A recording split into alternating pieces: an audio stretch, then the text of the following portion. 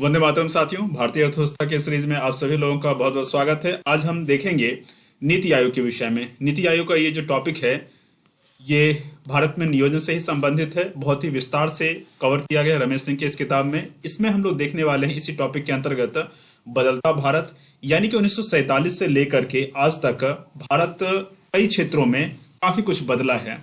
इस बदलते भारत में एक नए संस्थान की आवश्यकता थी जो कि इसके अनुरूप विकास की गतिविधियों को आगे बढ़ा सके। तो योजना आयोग को खत्म करके क्यों नीति आयोग बनाया गया, उसका जवाब यहाँ आपको मिल सकता है।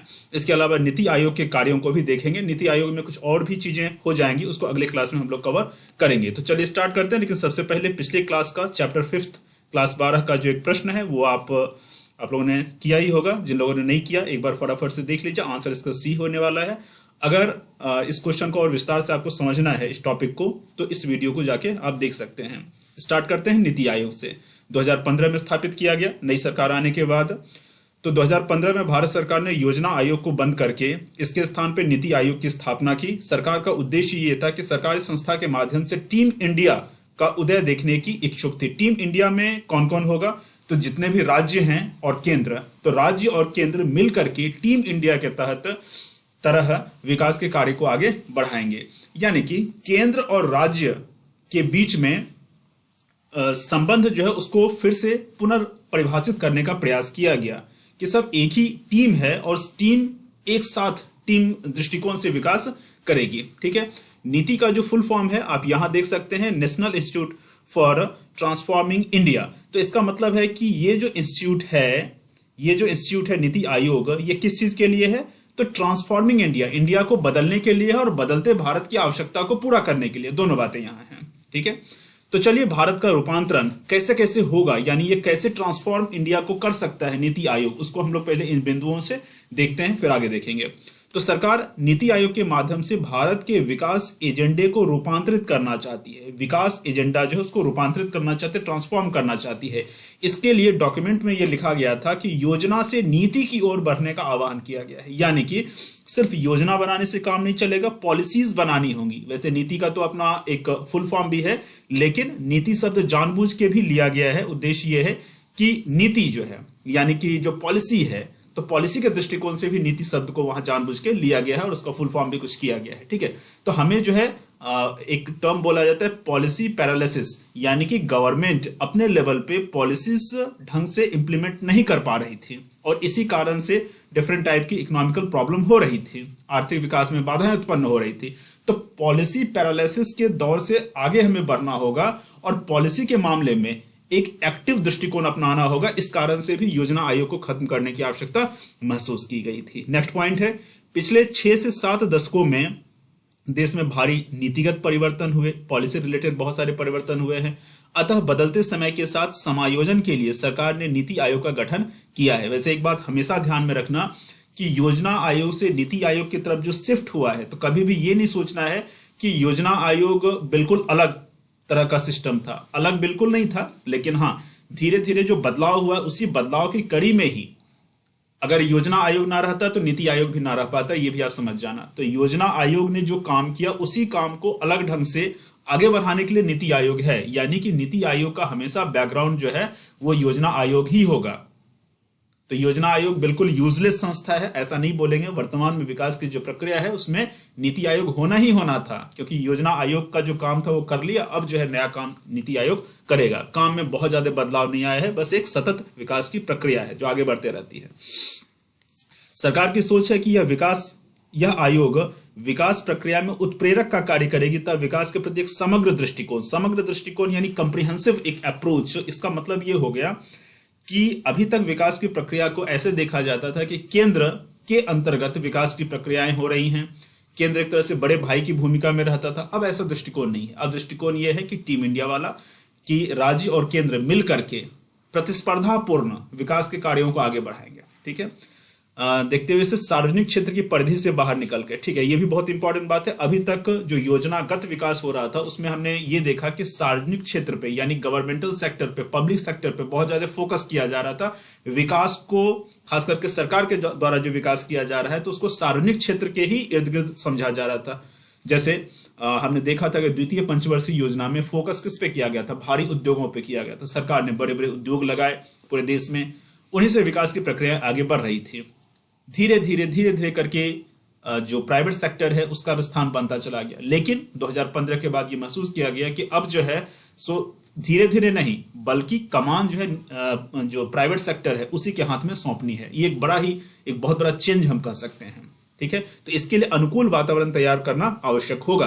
तो ट्रांसफॉर्म भारत जो होगा, ये जो पीछे आपने देखा है कि national institution for transforming India, लेकिन ट्रांसफॉर्म इंडिया को कैसे करेंगे, तो ऐसे करेंगे, इन सब बिंदुओं से इंडिया को ट्रांसफॉर्म करेंगे। ठीक है, अब हम लोग देखेंगे कि इसके साधन क्या होंगे। ये जो इंडिया को ट्रांसफॉर्म किया जाएगा, इंडिया को जो बदला जाएगा, विकास की प्रक्रिया में तेजी से भारत आगे बढ़ सके, इसके क्या क्या साधन होंगे, टूल्स क्या क्या होंगे, तरीका क्या होगा। तो देखिए, पहला तरीका है जो नीति आयोग करेगा, उसी तरीके पे बात करेंगे।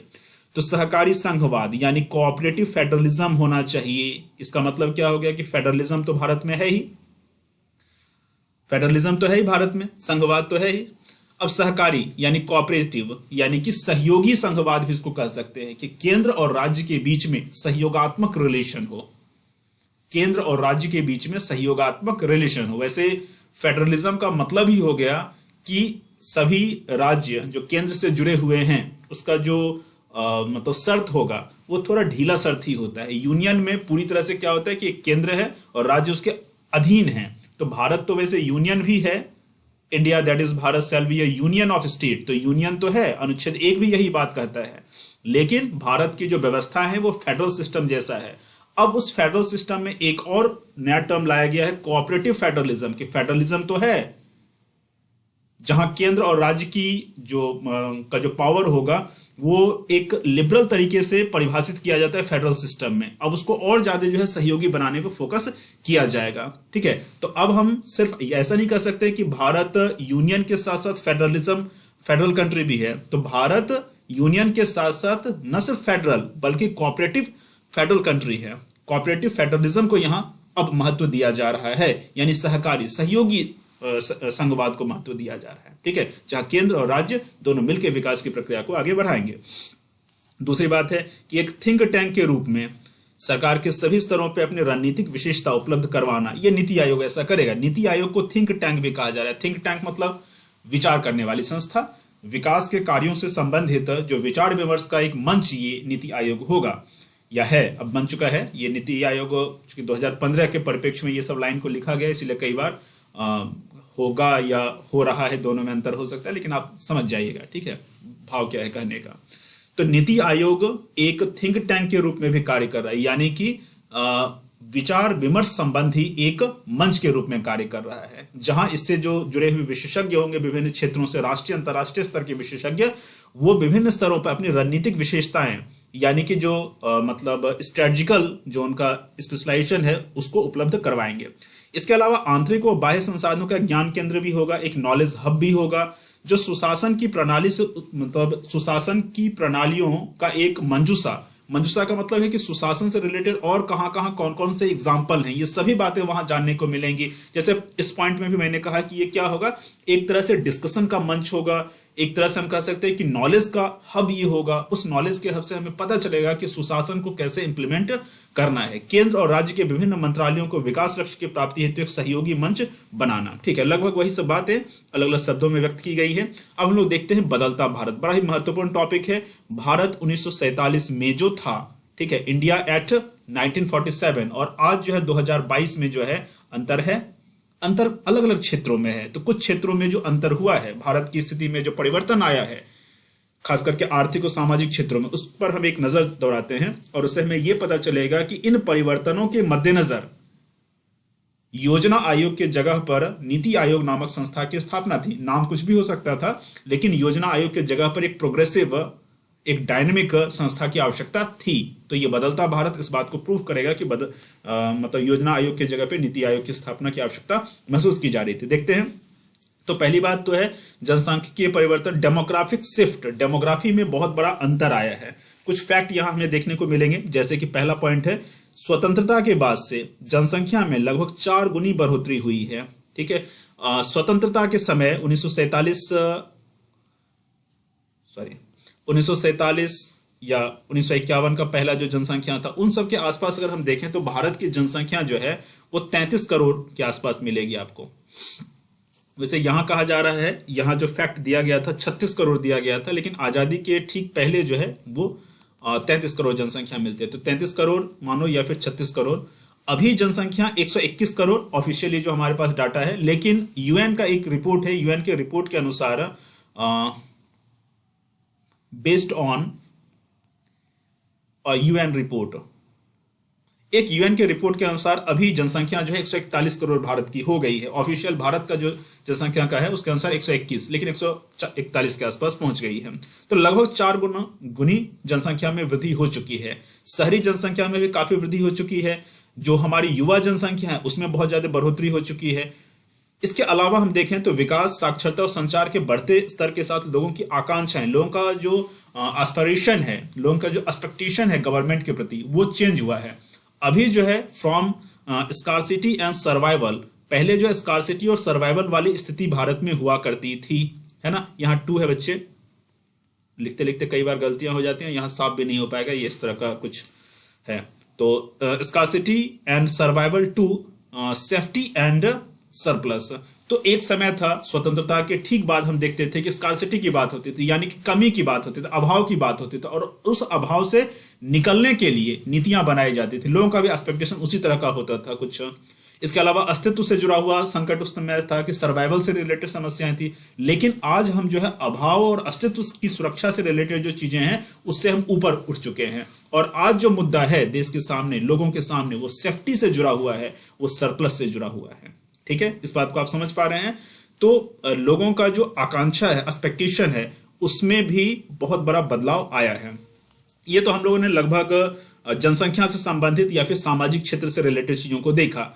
आर्थिक परिवर्तनों की अगर बात करें तो 1947 से लेकर के 2022 तक बहुत बड़ा आर्थिक बदलाव भारत में आपको देखने को मिलेगा। एक वेबसाइट है, उसका मैंने यहाँ एक कटिंग लगाया है, उसके आधार पर हम लोग फटाफट से देख लेते हैं कि भारत 1947 में क्या था और आज क्या है। तो GDP has shot up from 2.7 lakh crore. तो लगभग भारत का जीडीपी जो है 2.7 लाख करोड़ था 1947 में। ठीक है, और अभी जो है भारत की स्थिति देखें तो 3.17 ट्रिलियन की इकोनॉमी हमारी हो चुकी है 2021-22 में। बहुत बड़ा बदलाव। लगभग कितना, इसको जोड़ घटाव करके मैं यहाँ बता देता हूँ, क्योंकि दोनों में थोड़ा अंतर आपको दिखेगा, क्योंकि यहाँ लाख करोड़ में है और यहाँ ट्रिलियन और डॉलर में दे दिया गया है। ठीक है, तो 3.17 ट्रिलियन अमेरिकी डॉलर को हम लोग थोड़ा कन्वर्ट कर लेते हैं। तो देखिए ट्रिलियन का मतलब क्या होता है, ट्रिलियन का मतलब होता है 1 लाख करोड़। 1 लाख करोड़ को हम लोग क्या कहेंगे, ट्रिलियन कहेंगे। और अगर डॉलर को हमें रुपए में कन्वर्ट करना है तो एक अमेरिकी डॉलर बराबर आज के डेट में अगर देखा जाए, मतलब अभी हाल फिलहाल में मैंने देखा है इसको, 82.83 रुपीज है ये। ठीक है, ये अभी दिसंबर का ही है, अब तो जनवरी आ गया, ये दिसंबर का है। ठीक है, तो इसके हिसाब से अगर हम देखें, इसको हम कन्वर्ट करें रुपीज में और लाख में, तो ये हो जाएगा 262.57 lakh crore.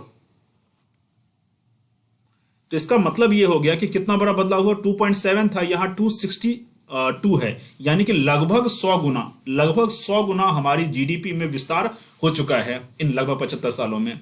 Per capita income की भी बात करें तो देखिए, पर कैपिटा इनकम पहले 265 हुआ करता था, अभी जो है इतना हो चुका है, इकाई दही सैकड़ा, हजार, 10,000, लाख, इतना हो चुका है। तो एक बहुत बड़ा अंतर आया है। फॉरेक्स रिजर्व में भी, मतलब फॉरेन एक्सचेंज रिजर्व जो है, इसमें भी बहुत बड़ा बदलाव आया है। 1.82 बिलियन 1951-52 में अगर देखा जाए तो 1.82 बिलियन था भारत के पास, इतना अमेरिकी डॉलर। अभी जो है 572.9 बिलियन हो चुका है। ये भी बिलियन ही है, बिलियन चूंकि यहां लिख दिया गया था इसलिए यहां नहीं लिखा गया, इसमें बदलाव आते रहता है। तो अब आर्थिक दृष्टिकोण से भी देखें तो भारत के आर्थिक आंकड़ों में बहुत बड़ा बदलाव आया है। निजी क्षेत्र में परिवर्तन, निजी क्षेत्र भी खास करके 1991 में जो एलपीजी रिफॉर्म किया गया, एलपीजी रिफॉर्म के बाद हम जानते हैं 1991 में जो एलपीजी रिफॉर्म किया गया, उसके बाद हम जानते हैं कि हमारी अर्थव्यवस्था लगातार खुलती चली गई। क्लोज इकोनॉमी से हम लोग ओपन इकोनॉमी की तरफ बढ़ते चले गए, और इसका सबसे बड़ा असर जो है प्राइवेट सेक्टर पर देखने को मिला। तो आज जो है निजी क्षेत्र क्या है, एक जीवंत व गतिमान भूमिका निभा रहा है अर्थव्यवस्था में। आर्थिक परिदृश्य में सरकार की भूमिका में भी बदलाव आया है। सबका जो पॉइंट होगा वो यहीं से होगा, ठीक है। सरकार की भूमिका में परिवर्तन हो या फिर प्राइवेट सेक्टर की भूमिका में बढ़ोतरी हो, सब यहीं से हम लोग देखेंगे। तो सरकार की भूमिका भी बदली है। अब सरकार से अपेक्षा की जाती है कि वह एक बाजार पारिस्थितिकी प्रणाली यानी मार्केट इकोसिस्टम को समर्थन दे। मार्केट इकोसिस्टम, तो क्या हम मार्केट इकोसिस्टम शुरू से थे? नहीं, हम मार्केट इकोनॉमी तो नहीं थे। अब जो है सो मार्केट इकोनॉमी की तरफ हम शिफ्ट कर रहे हैं। प्राइवेटाइजेशन को, ग्लोबलाइजेशन को, लिबरलाइजेशन को बढ़ावा दे रहे हैं, यानी कि मार्केट इकोनॉमी की तरफ हम जा रहे हैं। तो मार्केट इकोसिस्टम होगा, यानी कि मार्केट इकोनॉमी ढंग से काम करे, ढंग से फंक्शन करे, इसके लिए बहुत सारे चीजों की आवश्यकता होती है, पूरे के पूरे इकोसिस्टम की आवश्यकता होती है। उन इकोसिस्टम को बढ़ावा देने के लिए गवर्नमेंट काम करे, ठीक है, वह उसे नियमित रेगुलेट करे। तो कहने का मतलब है कि गवर्नमेंट की भूमिका में भी इन दशकों में, इस दौर में बहुत बड़ा बदलाव आया है। आगे चलते हैं। राष्ट्रीय विकास को अब सार्वजनिक क्षेत्र के सीमित दायरे से परे देखने की जरूरत है, यानी कि राष्ट्रीय विकास सिर्फ सार्वजनिक क्षेत्र के विकास से ही होगा, अब यह जरूरी नहीं है। राष्ट्रीय विकास के लिए हमें जो है सार्वजनिक क्षेत्र का जो एक दायरा है, एक जो लिमिटेड एक ग्राउंड है, उससे बाहर निकल के हमें प्राइवेट सेक्टर को भी देखना होगा। प्राइवेट सेक्टर में भी सिर्फ न सिर्फ इंडियन कंपनीज को, बल्कि हमें बाहरी कंपनियों को भी मौका देना होगा, अपॉर्चुनिटीज प्रोवाइड करवाना होगा। उसमें भी लेवल प्लेइंग फील्ड उनके लिए हो, यानी कि उनके लिए जो सुख सुविधाएं हैं भारत में, जो सुख सुविधाएं यहाँ के देश के, यहाँ के प्राइवेट सेक्टर के लिए है, वो विदेशियों के लिए भी हो। इवन कई बार तो उनके लिए ज्यादा सुविधाएं होती हैं। इसके अलावा सरकार को पहले एवं अंतिम आश्रयदाता है, provider of first and last resort. इसका मतलब है कि अभी तक ये माना जा रहा था कि सरकार ही पहला और अंतिम आश्रयदाता है। अगर आर्थिक गतिविधियों को करना है प्राइवेट सेक्टर को, तो पूरी तरह से सरकार पर निर्भर रहना पड़ेगा। ये जो भूमिका है गवर्नमेंट की, ये जो छवि है गवर्नमेंट की, उसमें परिवर्तन लाना पड़ेगा, आया भी है। अर्थव्यवस्था के बड़े खिलाड़ी, यानी कि अभी तक गवर्नमेंट अर्थव्यवस्था का मेजर प्लेयर मानी जाती थी, अब उसमें भी परिवर्तन आया है। और सरकार से भी अपेक्षा की जा रही है कि सरकार को क्या क्या करना चाहिए। इतना हुआ भी है और होने के लिए प्रेरित भी किया जा रहा है। ऐसा पूरा एक माहौल बन रहा है। गवर्नमेंट को चाहिए कि एक समर्थकारी वातावरण बनाए, इनेबलिंग इन्वायरमेंट बनाए, या पीछे आपने एक टर्म देखा था कि मार्केट इकोसिस्टम को क्रिएट करे और उसको आगे बढ़ाए, उसको समर्थन दे, उसको रेगुलेट करे, ठीक है। देखो एक बात मैं बता रहा हूं, आप कहोगे सर बीच बीच में अंग्रेजी क्यों लिख देते हैं। जो भी आप यूपीएससी के लिए पढ़ते हैं वो एक खास तरह का इंफॉर्मेशन बंडल है, ठीक है। ऐसा नहीं है कि यहाँ इंफॉर्मेशन जो है आपके मन में कुछ अच्छा विचार उत्पन्न हुआ और आपने लिख दिया, ऐसा नहीं है। ये जितनी भी चीजें हैं सब सरकारी डॉक्यूमेंट से, अंतर्राष्ट्रीय स्तर पे जो डॉक्यूमेंट हैं, राष्ट्रीय स्तर पे जो डॉक्यूमेंट है, जो मान्य डॉक्यूमेंट हैं यूपीएससी के दृष्टिकोण से, उन्हीं सब डॉक्यूमेंट्स के आधार पे किताबें लिखी जाती हैं, ठीक है। वो यूपीएससी का अपना किताब हुआ, जैसे मान लो कि रमेश सिंह की किताब है, तो बहुत ज्यादा ये इस तरह के डॉक्यूमेंट्स पर आधारित ये किताब है। तो इस आधार पर जब आप अपना आंसर लिखते हैं तभी आपको नंबर मिलेगा, क्योंकि आप एक गवर्नमेंट सर्वेंट बनने वाले हैं, एक अधिकारी बनने वाले हैं। तो गवर्नमेंट का जो एक स्ट्रक्चर है, उसी स्ट्रक्चर के अनुसार, उसी ढांचे के अनुसार, चाहे वो वैचारिक ढांचा हो या फिर फिजिकल ढांचा, उसी के अनुसार आपको कार्य करना होता है, ठीक है। तो यहाँ एक्चुअली अंग्रेजी डॉक्यूमेंट से ही ये सब हिंदी में करवाए जाते हैं और कुछ टर्मिनोलॉजीज होते हैं, उन टर्मिनोलॉजीज को लिखना बहुत ही जरूरी है। अगर आप चाहते हैं कि मेंस में अच्छा परफॉर्म करें तो ये बात गांठ बांध लीजिए कि आपको इस तरह के टर्मिनोलॉजीज का इस्तेमाल करना होगा। कई बार जो हिंदी में टर्मिनोलॉजी उसका ट्रांसलेशन होगा वो परफेक्ट नहीं हो पाएगा। जैसे ये जो टर्म था पहले एवं अंतिम आश्रयदाता, इसको रमेश सिंह की किताब में बहुत ही अटपटा सा इसका हिंदी कर दिया गया था, अंग्रेजी के किताब में ये दिया गया था। तो इसके आधार पर मैंने फिर से इसका हिंदी सुधारा। तो अगर अटपटा हिंदी अगर है, ये तो अटपटा मैं रहने नहीं दूंगा, सबको सुधार देता हूं मैं, लेकिन अगर मान लो कहीं है भी तो उसका इंग्लिश आपको तुरंत लिखना चाहिए, ठीक है। या फिर कई बार आपको जो है उसको इन्वर्टेड कोमा में लिखना चाहिए। जैसे सरकार की जो बड़ी भूमिका है, अब बड़े खिलाड़ी की भूमिका है, अब बड़े खिलाड़ी हिंदी में बहुत स्पष्ट नहीं हो रहा है, अंग्रेजी में जब उसका लिखेंगे ब्रैकेट में मेजर प्लेयर तो एकदम से बात स्पष्ट होगी। तो इसलिए आपको क्या करना है कि जो टर्मिनोलॉजीज हैं, जो लग रहा है कि ये बहुत की पॉइंट है, उसको इंग्लिश में भी डाल देना, ठीक है। आंसर आपका बहुत अच्छा होगा, तभी मार्क्स मिलेगा। अब आगे बढ़ते हैं। बदलते भारत में हम देखते हैं कि भूमंडलीकरण की शक्तियां भी प्रभावी हुई हैं। विशेषकर 1991 का जो एलपीजी है उसमें एक जो जी है, वो जी का मतलब ही है ग्लोबलाइजेशन। तो ग्लोबलाइजेशन को एक नीति के तहत, एक पॉलिसी के तहत भारत में आगे बढ़ाया गया। तो तो आज दुनिया के विभिन्न देश व समाज आपस में आधुनिक परिवहन, संचार माध्यम, अंतर्राष्ट्रीय बाजार व संस्थाओं के माध्यम से आपस में जुड़े हुए हैं। इसको कई बार ग्लोबल विलेज कहा जाता है। ठीक है, वैसे ग्लोबल विलेज कहने का उनका अपना उद्देश्य है। एलपीजी का भी अपना उद्देश्य था। हमने देखा था कि एलपीजी स्वतः भारत में अपनाया नहीं गया, बल्कि एक शर्त था आईएमएफ का। उन शर्तों के आधार पर हमने एलपीजी रिफॉर्म किया। यह वास्तव में रिफॉर्म उतना नहीं था, लेकिन फिर भी उसको सुधार के रूप में ही जाना जाता है। तो भूमंडलीकरण भारत में जो आता है वो स्वतः नहीं आता, एक शर्त के तहत आता है। तो भूमंडलीकरण के जो शर्त थे, बाजारीकरण के जो शर्त थे, उन सबको अपनाना पड़ा है। ठीक है, हम देख रहे हैं कि भारत किस तरह से बदला है इन लगभग 75 सालों में।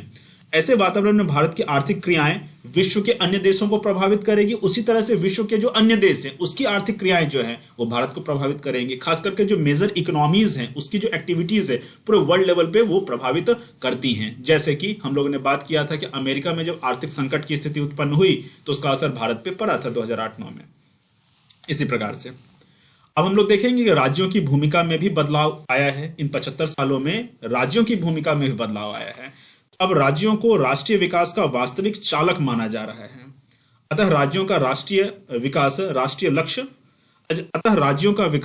लक्ष्य होना चाहिए। राष्ट्रीय लक्ष्य मतलब गवर्नमेंट का, केंद्र सरकार का जो लक्ष्य होना चाहिए, नेशनल एक टारगेट, वो ये होना चाहिए कि राज्यों का विकास हो। ठीक है, अंबेडकर जी ने इस संदर्भ में कहा था कि जहां केंद्रीय नियंत्रण व एकरूपता अनिवार्य ना हो, अव्यवहार्य हो, वहां सत्ता का केंद्रीयकरण अनुचित है। तो अभी तक ये माना जा रहा था कि सत्ता का केंद्रीयकरण बहुत ज्यादा हुआ, अब उसको डिसेंट्रलाइज्ड हमें करना है। इसके अलावा प्रौद्योगिकी के क्षेत्र में भी देखें तो टेक्नोलॉजी के क्षेत्र में हम जानते हैं कि इन 75 सालों में बहुत बड़ा बदलाव आ गया है। ठीक है, तो प्रौद्योगिकी प्रगति व सूचना प्रसार ने भारत के लिए कई द्वार खोले हैं, यहाँ के लोगों के लिए भी, सरकार के स्तर पे भी, निजी स्तर पे भी। तो समन्वय एवं सहकार, कोऑर्डिनेशन एंड कोऑपरेशन का मार्ग प्रशस्त हुआ है। पारदर्शिता लाने, कुशलता बढ़ाने में इसकी महत्वपूर्ण भूमिका है। इसलिए ये बहुत ही सामान्य समझने वाली बात है कि आज की तारीख में नीति निर्माण करना हो या फिर गवर्नमेंट प्रणाली यानी पूरा गवर्नमेंट स्ट्रक्चर हो, उसमें प्रौद्योगिकी का महत्वपूर्ण योगदान है। आज सरकार की सभी संस्थाएं टेक्नोलॉजी का भरपूर इस्तेमाल कर रही थी हैं। शुरू में थोड़ा झिझक हो रही थी, लेकिन अब धीरे धीरे किया जा रहा है। गवर्नमेंट मशीनरी का पूरा, आप भी अधिकारी बनेंगे तो प्रौद्योगिकी का आपको बहुत ज़्यादा इस्तेमाल करना होगा, उपयोग करना होगा।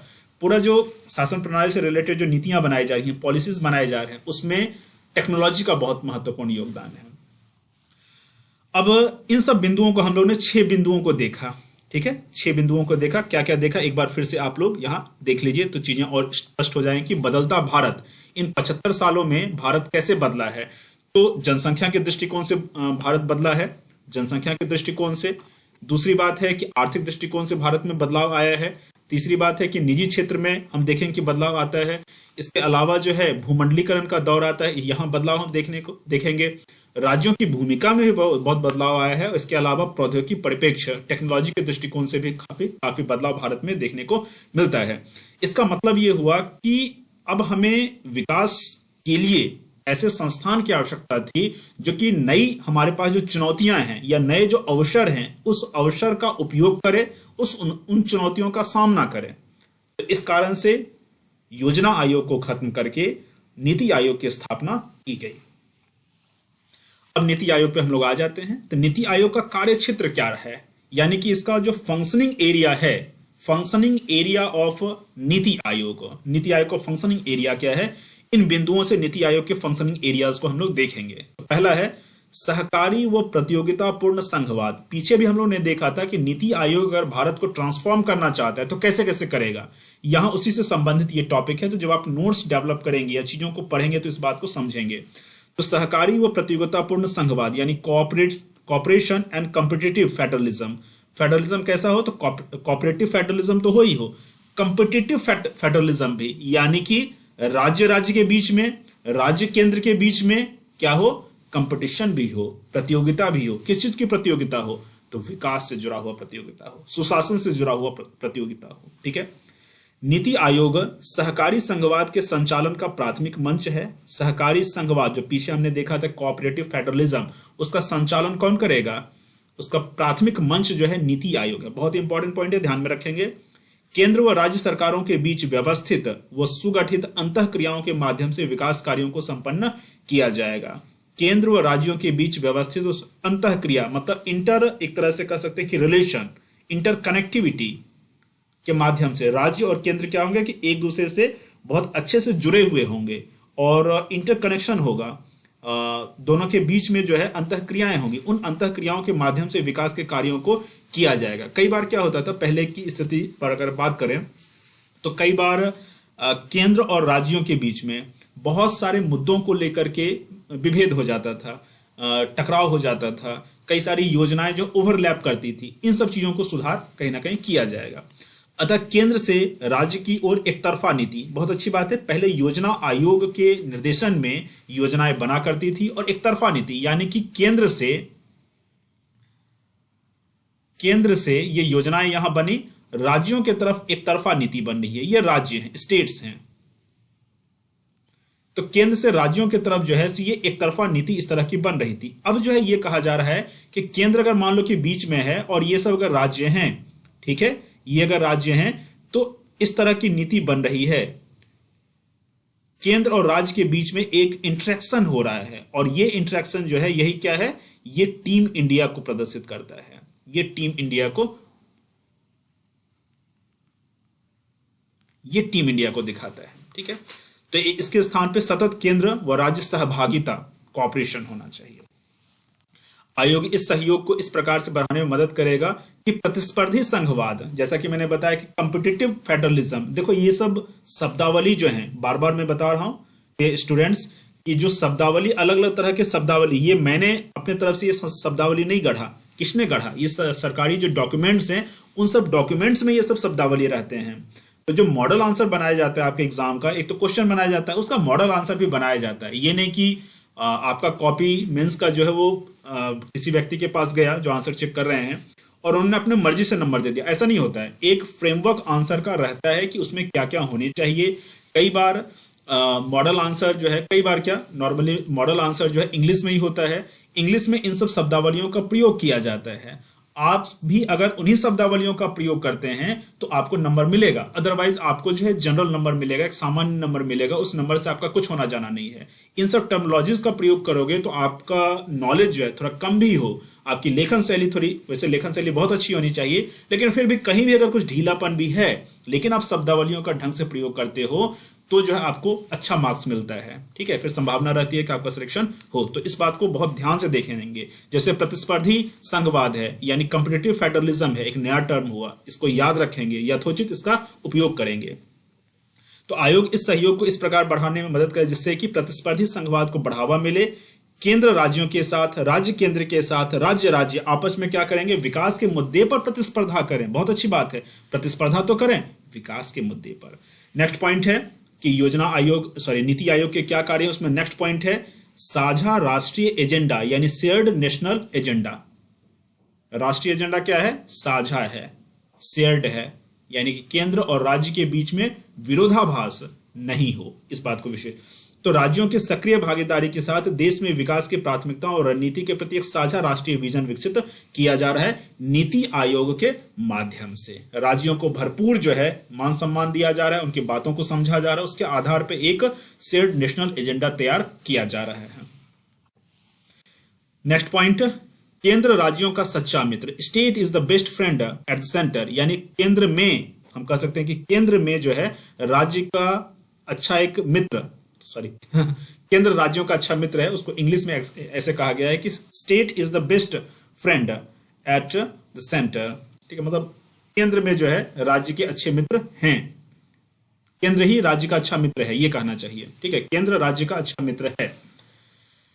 तो अब इसका इंग्लिश जो है वो तो थोड़ा डिफरेंट लग रहा है, बट इसको आप समझना, state is the best friend at the centre. ऐसा करते हैं, ये थोड़ा गलत मुझे लग रहा है, states best friend, states best friend at the centre. ठीक है, यानी कि केंद्र में राज्य का अच्छा मित्र मौजूद है। तो केंद्र में राज्य का अच्छा मित्र कौन है, नीति आयोग। तो केंद्र विभिन्न माध्यमों से, ठीक है, केंद्र विभिन्न माध्यमों से राज्यों को उनकी चुनौतियों का सामना करने में सहायता करेगा। केंद्र का मतलब ये होगा कि केंद्र में जो राज्य का अच्छा मित्र है कौन है, तो यहां जो है नीति आयोग है। ठीक है, तो केंद्रीय मंत्रालयों के साथ समन्वय करके केंद्र तक उनके विचारों को, आइडियाज को पहुंचाकर उसको महत्व प्रदान करवा करके परामर्श सहयोग के द्वारा तथा क्षमता निर्माण के द्वारा, तो इन सब माध्यमों से क्या होगा कि केंद्र जो है एक तरह से राज्यों का अच्छा मित्र हो जाएगा, या केंद्र में राज्यों का अच्छा मित्र नीति आयोग देखने को मिलेगा। ठीक है,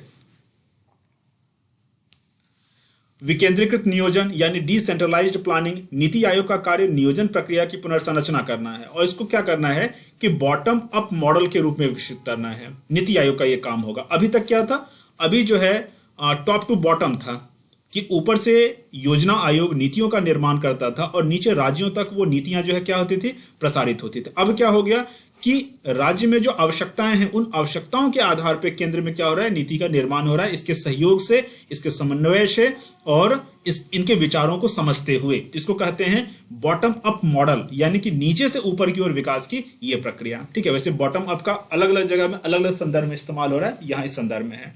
यह आवश्यक है कि गवर्नेंस के राजनीतिक तत्वों को सामान्य प्रक्रिया तक कार्यान्वयन यानी यूजुअल प्रोसेस एंड इंप्लीमेंटेशन से अलग करके, ठीक है, गवर्नेंस यानी कि जो भी शासन किया जा रहा है, तो शासन में अभी तक बहुत सारी चीजें आ रही थी। यहां यह कहना है कि नीति आयोग क्या करेगा कि एक थिंक टैंक के रूप में जो भी यूजुअल प्रशासन से रिलेटेड जो मुद्दे हैं, जैसे कि मान लो कि जो भी प्रशासन से रिलेटेड प्रोसेसेस हैं, इंप्लीमेंटेशन है, खासकर योजनाओं से रिलेटेड, उस पर ज्यादा ध्यान ना दे करके मतलब जो राज्य सरकारें हैं या अन्य सरकार जो है, केंद्र सरकार भी, वो क्या करे, वो जो है मुख्य चीजों पे फोकस करे। इन सब चीजों पे यूजुअल जो प्रोसेस इंप्लीमेंटेशन है उस पे नीति आयोग काम कर लेगा। क्षेत्र रणनीति, केंद्रीय मंत्रालय, राज्य सरकारों के विकास नियोजन तथा उसके समस्याओं के समाधान करने में सहायता प्रदान करना नीति आयोग का एक महत्वपूर्ण कार्य है। ध्वनि बोर्ड, साउंडिंग बोर्ड, इसका एग्जैक्ट नाम जो है वो ये है इन हाउस साउंडिंग बोर्ड। इसका मतलब हुआ कि इन हाउस साउंडिंग बोर्ड यानी कि सरकार के अंदर ही सरकार की कमियों को, उसकी आलोचना करने के दृष्टिकोण से, जो भी काउंटर व्यूज हैं उसके दृष्टिकोण से नीति आयोग काम करेगा। यानी कि सरकारें जो भी काम कर रही हैं, अगर उसकी आलोचना करने की आवश्यकता है, ऑब्जेक्टिव क्रिटिसिज्म की आवश्यकता है या फिर काउंटर व्यूज की आवश्यकता है, तो नीति आयोग उस चीज को फुलफिल करेगा। बात समझ पा रहे हो? जैसे मान लो कि गवर्नमेंट का स्ट्रक्चर है, अब गवर्नमेंट तो अपने हिसाब से काम कर रही है, गवर्नमेंट अपने काम में कुछ अगर गलती कर रही है तो उस गलतियों का ध्यान जो है एक साउंडिंग बोर्ड के रूप में, इन हाउस साउंडिंग बोर्ड के रूप में नीति आयोग जो मौजूद है वो याद दिलाएगा सरकारों को कि यहां गलतियां हो रही हैं। इसके अलावा विशेषज्ञता का अंतर्जाल यानी कि नेटवर्क ऑफ एक्सपर्टीज, तो नेटवर्क है पूरा का पूरा। यहां जो भी अंतर्राष्ट्रीय स्तर के, राष्ट्रीय अंतर्राष्ट्रीय स्तर के जो विशेषज्ञ हैं, विश्वविद्यालयों से संबंधित, थिंक टैंक, शोध संस्थाओं से संबंधित, वो सब विशेषज्ञ नीति आयोग में मौजूद हैं और ये जो है अपने अपने क्षेत्र का जो एक्सपर्टाइज है वो गवर्नमेंट के साथ शेयर करेंगे ताकि गवर्नमेंट विकास से संबंधित जो अपनी नीतियां हैं उसको सही डायरेक्शन में ले जा सके। इसके अलावा ज्ञान और नवाचार केंद्र, नॉलेज एंड इनोवेशन हब, ये भी जो है सुशासन के लिए एक बहुत अच्छा एक कह सकते हैं कि एक तत्व है, नॉलेज और इनोवेशन। तो वो नीति आयोग के अंतर्गत, अटल इनोवेशन मिशन भी आपने सुना होगा, तो वो सब जो है यहां से नीति आयोग से संचालित होगा। इसके अलावा सुसंगतिकरण, सरकार के विभिन्न स्तरों पर प्रक्षेप कार्यवाही में सुसंगता यानी कि सरकार ढंग से फंक्शन कर सके। ठीक है, जो काउंटर एक हो जाता है, कई बार जो है क्या होता है कि सरकारों के अंदर ही विरोधाभास उत्पन्न हो जाता है कि कैसे किया जाए, तो वो हार्मोनाइजेशन का जो प्रक्रिया है वो नीति आयोग संभालेगा ताकि स्मूथ फंक्शनिंग सरकार अपने स्तर पर कर सके। इसके अलावा जो है काउंटर जो हो रहा है, कन्फ्लिक्ट जो हो रहा है, उस कन्फ्लिक्ट का भी रेजोल्यूशन जो है वो नीति आयोग के माध्यम से हो जाएगा। केंद्र और राज्यों के बीच, राज्य के बीच अंतर विभागीय स्तर पर पारस्परिक सहमति का मंच प्रदान करना जिससे इनके बीच किसी तरह का संघर्ष ना हो, वो काम नीति आयोग का रहेगा। इसके अलावा विश्व के साथ भी समन्वय किया जाएगा। नीति आयोग के बारे में बताया जा रहा है कि नीति आयोग विश्व के साथ, विश्व के अन्य देशों की सरकारों के साथ समन्वय करने का नोडल एजेंसी होगा। ठीक है, इसी के माध्यम से पूरे वर्ल्ड के गवर्नमेंट के साथ समन्वय विकास के मुद्दों को लेकर के किया जाएगा। आंतरिक परामर्शदाता, तो यह निकाय नीति व कार्यक्रमों को डिजाइन करने में केंद्र और राज्यों को परामर्श प्रदान करेगा। ध्यान रखने वाली बात है, केंद्र और राज्य दोनों को परामर्श करेगा। ठीक है, इवन जो पीपीपी जैसा जो मॉडल है, private partner public private partnership जैसा मॉडल, वो रचना सब भी जो है यही अब किया जाएगा। इसके अलावा कैपेसिटी बिल्डिंग, जो गवर्नमेंट्स हैं उसका कैपेसिटी में यानी उसकी जो क्षमता है उसमें विकास हो सके, टेक्नोलॉजी के माध्यम से वैश्विक प्रवृत्तियां जो हैं, मतलब वर्ल्ड टेंडेंसी जो है, वर्ल्ड लेवल पे जो टेंडेंसी विकास को लेकर चल रहा है, जो टेक्नोलॉजी रिलेटेड जानकारी है, उन सब के आधार पर क्षमता निर्माण का कार्य भी किया जाएगा। इसके अलावा मॉनिटरिंग और इवेल्युएशन, तो सरकारी नीतियों व कार्यक्रमों का M&E, ये एक टर्म पिछले क्लास में हमने देखा था, तो M&E का कार्य भी जो कौन करेगा, नीति आयोग करेगा। यह न केवल कमजोरियों अवरोधों को चिन्हित करके उसका निदान करेगा, बल्कि डाटा ड्रिवन यानी कि आंकड़ों के द्वारा संचालित नीति निर्माण के माध्यम से कार्यकुशलता व प्रभावकारिता को सरकार के स्तर पे क्या करेगा, बढ़ावा देगा। ठीक है, तो यही कुछ प्रमुख बिंदु थे। अब मुख्य परीक्षा के लिए प्रश्न है, स्वतंत्रता प्राप्ति के बाद राष्ट्र ने कई क्षेत्रों में तीव्र बदलाव देखे हैं। इस दृष्टिकोण से योजना आयोग के स्थान पर नीति आयोग की स्थापना करना बहुत ही एक सामान्य स्वाभाविक घटना प्रतीत होती है। इस पर आपको टिप्पणी करना है। तो क्या क्या बदलाव हुआ है, इस संदर्भ में हम लोगों ने कुछ बिंदुओं पे बात किया था कि आर्थिक दृष्टिकोण से और अन्य दृष्टिकोण से कैसे कैसे बदलाव 1947 से लेकर के 2015 तक हुए थे। इन बदलावों के मद्देनजर यह आवश्यक हो गया था कि योजना आयोग की जगह पर एक ज्यादा प्रोग्रेसिव और डायनेमिक संस्था की स्थापना की जाए, जो कि नीति आयोग के रूप में सामने आया। ठीक है, तो इस संदर्भ में आपको टिप्पणी करनी है, 250 वर्ड कर लेना।